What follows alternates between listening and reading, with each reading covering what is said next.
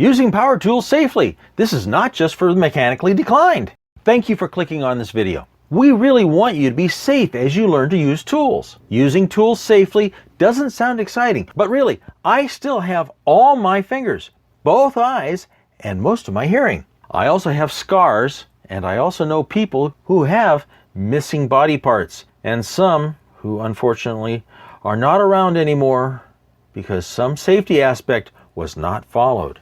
Our series of videos on mechanically declined versus mechanically inclined has focused on hand tools. Now we're going to get into how to become mechanically inclined using power tools.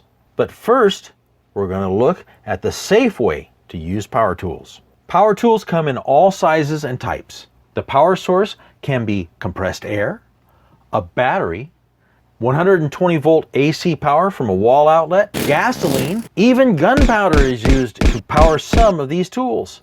All have hazards in using them, some to a greater degree and some to a lesser degree. This video is going to be generalized to all forms of power tools.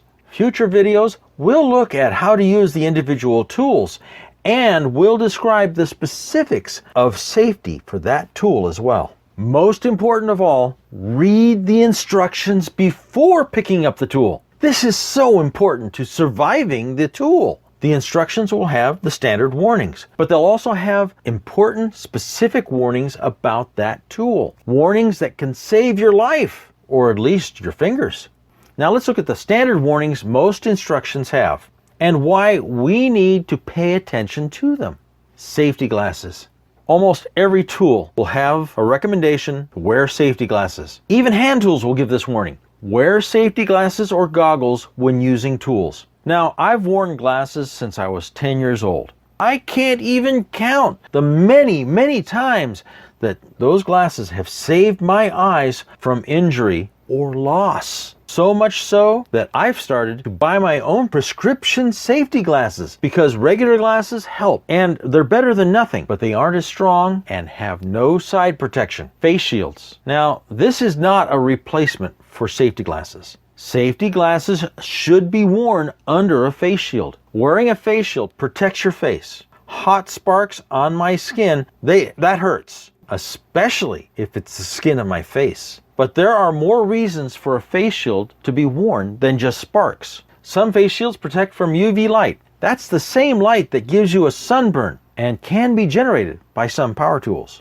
Now, gloves are designed for a task and a tool. Many instructions will recommend that you wear gloves that are designed for the task and the tool. And this will save you from many scars. Ask me in the comments below how I know about scars. Some tools can cause your hands to go numb from vibration, and in those cases, gloves really can help. Don't use any tool when you're impaired. Drugs, alcohol, medication, exhaustion, or even illness all have an effect on your ability to see and understand hazards coming at you. If you can't see it, you don't understand it, you're not going to avoid it. Hearing protection is needed if the tool creates loud noise. Now, the question that is often asked, what's loud? OSHA says that 85 decibels averaged over 8 hours requires hearing protection.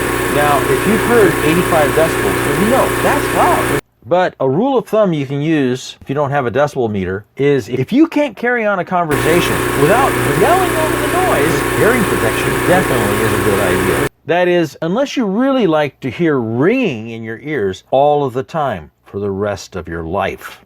Safety instructions will also tell you to keep flammable materials away from the work area. Power tools can and do create sparks or even flames. Some things you may not think about are very flammable. Dust, paper, wood chips, plastic, and other things can catch fire in the right conditions. And dust that is suspended in the air can be explosive.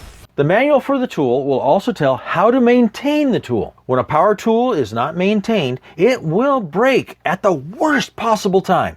Many power tools will have guards or other protective devices. Don't remove the guards and use the tool. Be smarter than the professional who takes the guards off. Now, I know a lot of professionals who take the guards off their power tools as soon as they get them. And they explain, well, it gets in the way, I can't get the work done. You know, some of them still have all of their fingers. Be smarter than them. Before you change a bit or a blade on a power tool, disconnect the power source of the tool. This will keep you from being injured by an accidental start and the blade spinning in your hand. If the power tool plugs into 120 volt AC power, look at the power cord before plugging it in. There really should be no cuts, abrasions, or stretched insulation on the cord. You should never see wires be exposed. This is a shock hazard. Finally, keep the power tool under control when you're using it and when you set it down after you're using it. If possible, disconnect the power source after you finish the task or are taking a break. It's important not to let someone immature or even children use the power tool. And especially, don't let anyone play with power tools. They're not toys, they're tools. Power tools can do a lot for you, but they can also do a lot to you as well. Read and understand the instructions for the way to safely use tools, and you will become mechanically inclined and still have all of your fingers, both eyes, and very few, if any, scars. Thanks for watching our video. If you like what you see, press the like button below and subscribe. And also check out our other videos.